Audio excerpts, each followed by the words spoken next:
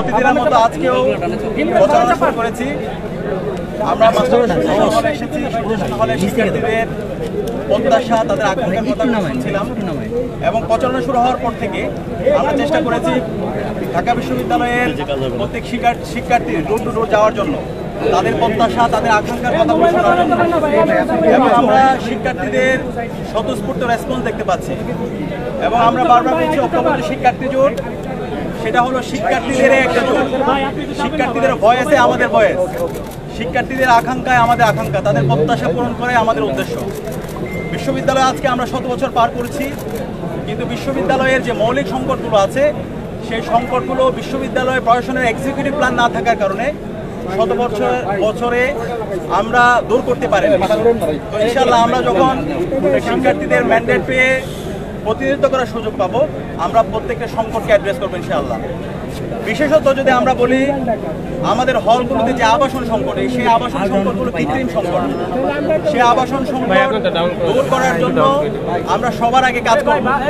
এখন আবাসন সংকটটা আমি একদিনে দূর করতে পারবো না, সেটার জন্য আমাকে একটা দীর্ঘমেয়াদী পরিকল্পনা গ্রহণ করতে হবে। দীর্ঘমেয়াদী পরিকল্পনার অংশ হিসাবে শিক্ষার্থীদের যেন আবাসন সংকট দূর হয়, হল নির্মাণ পর্যন্ত আমাদেরকে সময় দিতে হবে, সেই রোডম্যাপ আমরা তৈরি করব।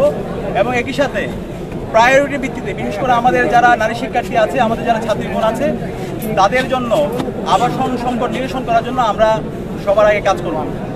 এক্ষেত্রে বিশ্ববিদ্যালয় প্রশাসনকে আমরা 1 বছর আগে সংস্কার প্রস্তাবনা দিয়েছিলাম এবং সেখানে আমরা বলেছি আমাদের যে সমস্ত বোনেরা তারা ফার্স্ট ইয়ারে সিট পায় না, আমরা তাদের জন্য হোস্টেল ভাড়া করবো, এটা বিশ্ববিদ্যালয় প্রশাসনের দায়িত্ব। এর পাশাপাশি যারা বিভিন্ন মেসে থাকে তাদের জন্য আবাসন ভাতার ব্যবস্থা করা। তো বিশ্ববিদ্যালয় প্রশাসন ইতিমধ্যে উদ্যোগ নিয়েছে। ইনশাআল্লাহ আমরা যখন বিশ্ববিদ্যালয়ের শিক্ষার্থীদের ম্যান্ডেট পেয়ে প্রতিনিধিত্ব করার সুযোগ পাবো, সবার আগে আমরা শিক্ষার্থীদের যারা হলে সিট পাবে না তাদের জন্য আবাসনের ভাতার ব্যবস্থা করা এবং হোস্টেল ভাড়া করা, সেই কাজটা আমরা করবো এবং দীর্ঘমেয়াদী পরিকল্পনা অংশ হিসেবে হল নির্মাণের জন্য আমরা কার্যকরী উদ্যোগ গ্রহণ করবো। একই সাথে আমরা যারা হলে থাকি, বিশ্ববিদ্যালয়ে যতগুলো ক্যান্টিন আছে, মেস আছে, খাবারের মান খুবই ভয়াবহ অবস্থা। তো সেক্ষেত্রে আমরা 2টা কাজ করব। প্রথমত হচ্ছে খাবারের দাম নির্ধারণ। খাবারের দামের ক্ষেত্রে অবশ্যই আমার একটা ম্যানেজমেন্ট সিস্টেম থাকবে এবং এখানে যে সিন্ডিকেট আছে সেই সিন্ডিকেটকে আমরা ভেঙে দেব এবং প্রপার ম্যানেজমেন্টের মাধ্যমে আমরা খাবারের দাম সুলভ মূল্যে নিয়ে আসার আমরা উদ্যোগ গ্রহণ করব। এর পাশাপাশি আমাদের খাবারের যে মান, সে মানের যেন যথাযথ পুষ্টি থাকে, সেজন্য আমাদের যে পুষ্টিবিদ আছে তাদের মাধ্যমে কথা বলে আমরা একটা খাবারের মেনু তৈরি করব এবং প্রতি 3 মাস অন্তর অন্তর সেই খাবারের মান যাচাই করা হবে। এবং একই সাথে আমাদের অনেক শিক্ষার্থী ভাই বোনরা আছে, তাদের এক্সট্রিম ফাইন্যান্সিয়াল ক্রাইসিস আছে, আমরা আমাদের এই ভাই বোনদের জন্য মিল ভাউচার সিস্টেম চালু করব এবং বিশ্ববিদ্যালয়ের প্রশাসনকে আমাদের এই ডাইনিংয়ে, মেসে ভর্তুকি বাড়ানোর জন্য আমরা বিশ্ববিদ্যালয় প্রশাসনকে বাধ্য করব। এবং একই সাথে আমাদের স্বাস্থ্যের অনিরাপত্তার কারণে, আমাদের খাদ্যের অনিরাপত্তার কারণে আমাদের স্বাস্থ্যের অনিরাপত্তা দিনে দিনে বাড়তে থাকে। সে কারণে আমরা আমাদের ঢাকা বিশ্ববিদ্যালয়ে যে মেডিকেল সেন্টার আছে সেই মেডিকেল সেন্টারকে আধুনিকায়ন করব এবং এর পাশাপাশি আমাদের যেন ফার্স্ট এইড আমরা ট্রিটমেন্ট পেতে পারি, সেজন্য প্রত্যেকটা হলের মধ্যে আমরা মেডিকেল কর্নার স্থাপন করব। এবং এর পাশাপাশি আমাদের যে প্রাইভেট মেডিকেলগুলো আছে সেই প্রাইভেট মেডিকেলগুলোর সাথে আমরা ইতিমধ্যে শুরু করছি এমওইউ স্বাক্ষর, এবং এমওইউ স্বাক্ষর করার মাধ্যমে আমরা আমাদের চিকিৎসা ব্যবস্থাকে, আমাদের চিকিৎসা যে আমাদের সেবা সেটাকে যেন সহজলভ্য করতে পারি এবং এটাকে যেন সুলভ মূল্যে নিয়ে আসতে পারি, সেটা যেন আমরা কার্যকর উদ্যোগ গ্রহণ করব। এবং এর পাশাপাশি আমরা যারা বিশ্ববিদ্যালয়ের শিক্ষার্থী আছি, আমাদের প্রত্যেকের পরিচয় হচ্ছে আমরা হলের শিক্ষার্থী। ঢাকা বিশ্ববিদ্যালয় অনাবাসিক অর্ধেকের মতো শিক্ষার্থী তারা হলে বিভিন্ন হলের বাইরে থাকে। তো এই শিক্ষার্থীদেরকে যেন আমরা হল কেন্দ্রিক এঙ্গেজমেন্ট করতে পারি, আমাদের দরকারি কোনো অ্যাক্টিভিটিসগুলো এঙ্গেজ করতে পারি, সেজন্য আমরা কার্যকর উদ্যোগ গ্রহণ করব। এবং আমাদের যারা নারী শিক্ষার্থী আছে, নারী শিক্ষার্থীর জন্য একটা নিরাপদ ক্যাম্পাস গড়ার প্রতিজ্ঞায় আমরা আমাদের কাজ করে যাব। আমাদের নারী শিক্ষার্থীদের হলগুলোতে এক হলের শিক্ষার্থী অন্য হলে প্রবেশ করতে পারে না এবং এই আমাদের যারা গার্জিয়ানরা আছে তারাও হলে প্রবেশ করতে পারে না।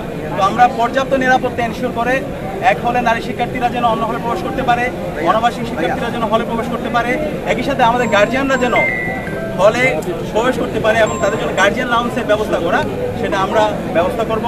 এবং আমাদের বোনদের স্বাস্থ্য সুরক্ষার জন্য পর্যাপ্ত হাইজিন কিটের ব্যবস্থা আমরা বিশ্ববিদ্যালয় প্রশাসন করতে বাধ্য করব।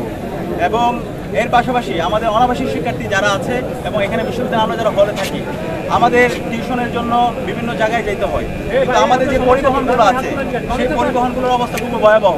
এই পরিবহন কেন্দ্রিক বিশ্ববিদ্যালয়ে একটা কঠিন সিন্ডিকেট তৈরি হয়েছে। আমরা এই সিন্ডিকেটকে ভেঙে দেব এবং আমাদের এই পরিবহনগুলোকে আমরা উন্নত করব। ইতিমধ্যে আমরা একটি অ্যাপ ডেভেলপ করেছি, বাস ট্র্যাকার অ্যাপ। সেই অ্যাপের মাধ্যমে বাসের লাইভ লোকেশন জানা যাবে। ইনশাআল্লাহ আমরা 9 তারিখের পরে এই অ্যাপস নিয়ে আসবো এবং এই শিক্ষার্থীরা এই অ্যাপসের মাধ্যমে বাসের পজিশনগুলো জানতে পারবে। তো শিক্ষার্থী বান্ধব, ছাত্র বান্ধব আমাদের যে কাজ, সে কাজ আমরা প্রতিনিয়ত করে যাচ্ছি এবং একই সাথে আমাদের মূল উদ্দেশ্য হচ্ছে ঢাকা বিশ্ববিদ্যালয়কে একটি পূর্ণাঙ্গ একাডেমিক ইনস্টিটিউট বানানো, শিক্ষার পরিবেশ ইনশিওর করা এবং গবেষণায় বাজেট বাড়ানো, লাইব্রেরি ফ্যাসিলিটিস ইনশিওর করা এবং আমাদের যে বিশ্ববিদ্যালয় নিয়োগ প্রক্রিয়া সেটাকে ট্রান্সপারেন্ট করা। এখানে নিয়োগ হবে বিশ্ববিদ্যালয়ে মেরিটোক্রেসির ভিত্তিতে, কোনো দলীয় বিবেচনায় অথবা দলীয় পরিচয়ের মাধ্যমে এখানে নিয়োগ হবে না, সেটা আমরা ইনশিওর করব। এবং আমাদের যে একাডেমিক মেইল আছে সেই একাডেমিক মেইলকে আমরা একটা রিসোর্স হিসাবে আমরা ইউজ করব। একাডেমিক মেইলের মাধ্যমে একজন শিক্ষার্থী হলে বসে তার ভর্তির কাজ করতে পারবে, তার পেমেন্টের কাজ করতে পারবে, দেশীয় এবং আন্তর্জাতিক যে জার্নালগুলো আছে সেই জার্নালের অ্যাক্সেস পাবে। তো সেই ধরনের একটা একাডেমিক ইনস্টিটিউট বিনির্মাণ না হওয়ার আগ পর্যন্ত এবং নিরাপদ ক্যাম্পাস বিনির্মাণ না হওয়ার আগ পর্যন্ত আমরা থামবো না। এবং আমরা ঐক্যবদ্ধ শিক্ষার্থী জোটের যে স্লোগান, সেই স্লোগান হলো স্বপ্নের ক্যাম্পাস গড়ার পথযাত্রী, আমরা থামবো না। একজন বিশ্ববিদ্যালয়ে প্রথম বর্ষের শিক্ষার্থী যে স্বপ্ন নিয়ে বিশ্ববিদ্যালয়ে আসে, সেই ধরনের একটি স্বপ্নের ক্যাম্পাস বিনির্মাণ না হওয়ার পর্যন্ত আমরা আমাদের লড়াই চালিয়ে যাব। আমাদের নির্বাচন এখন পর্যন্ত আমরা বিশ্ববিদ্যালয়ের প্রশাসনকে বিভিন্ন অভিযোগ দিয়েছি। বিশ্ববিদ্যালয়ের প্রশাসন এখন পর্যন্ত কোনো কার্যকর উদ্যোগ গ্রহণ করেনি। আপনারা জানেন আমাদের যারা নারী প্রার্থী আছে তাদের বিরুদ্ধে ক্রমাগত সাইবার বুলিং হচ্ছে। সাবিকুল নাহার তামান্নার ছবি বিকৃত করা হয়েছিল, আমরা লিখিত অভিযোগ দিয়েছি, কিন্তু এখন পর্যন্ত বিশ্ববিদ্যালয়ের প্রশাসন কোনো ধরনের কার্যকর উদ্যোগ গ্রহণ করেনি। এবং আমাদের অন্যান্য যে নারী প্রার্থীরা আছে তাদের বিরুদ্ধে ক্রমাগত স্ল্যাট শেমিং এবং সাইবার বুলিং হচ্ছে। আমরা বিশ্ববিদ্যালয় প্রশাসনকে অনুরোধ করব, যারা এই ধরনের হ্যারাসমেন্টের সাথে জড়িত আছে, তারা কালপ্রিট, তাদের বিরুদ্ধে আমাদের জিরো টলারেন্সিতে আমরা ঘোষণা করেছি। তাদের বিরুদ্ধে দৃষ্টান্তমূলক বিচারের আওতায় তাদেরকে নিয়ে আসতে হবে। তো আমরা অনুরোধ করব আমাদের এখানে যারা আমরা প্রার্থীরা আছি, সকল ছাত্র সংগঠন এবং ইন্ডিপেন্ডেন্ট যারা প্রার্থীরা আছে, আমরা সবাইকে অনুরোধ করব এই ডাকসু নির্বাচনে আমাদের সবাইকে দায়িত্বশীল আচরণ করা দরকার এবং এর মাধ্যমে আমাদের সারা বাংলাদেশকে একটা চমৎকার বার্তা দেওয়া দরকার। জুলাই বিপ্লবে যেভাবে আমরা ঐক্যবদ্ধভাবে ফ্যাসিবাদের বিরুদ্ধে আন্দোলন করে খুনি হাসিনাকে হটিয়েছি, বিপ্লব পরবর্তী শহীদদের আকাঙ্ক্ষার আলোকে বাংলাদেশ সবার ঢাকা বিশ্ববিদ্যালয় বিনির্মাণ করার জন্য এই নির্বাচনে আমাদের সবাইকে দায়িত্বশীল আচরণ করতে হবে এবং আমরা আশা করছি এই নির্বাচনের মাধ্যমে আমরা বাংলাদেশের সকল মানুষদের একটি চমৎকার বার্তা দিয়ে সক্ষম হব এবং আমরা এর মাধ্যমে আমাদের গণতন্ত্রের একটা স্থায়ী রূপের দিকে যাব। সবাইকে অসংখ্য ধন্যবাদ।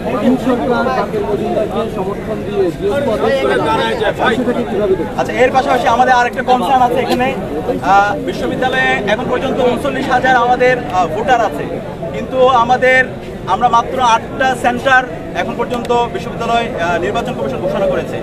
যে পরিমাণ ভোটার, এবং আমরা আশা করছি এবার সর্বোচ্চ সংখ্যক ভোটাররা ভোট দিতে আসবে এবং শিক্ষার্থীদের মধ্যে আমরা উৎসাহ দেখতে পাচ্ছি, কিন্তু যে পরিমাণ ভোট কেন্দ্র, সেখানে কতটুকু ভোট কাস্ট করতে পারবে সেটা নিয়ে আমরা সন্দিহানে আছি।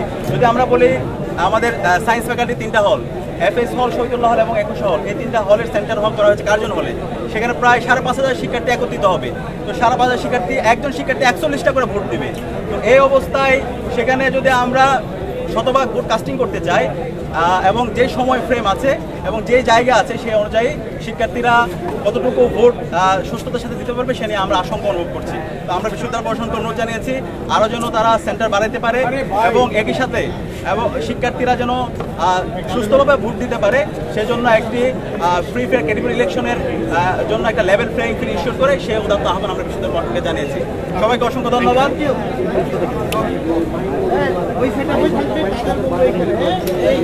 আচ্ছা, এটা ওনাদের এই বিষয় সিদ্ধান্ত নিয়েছে।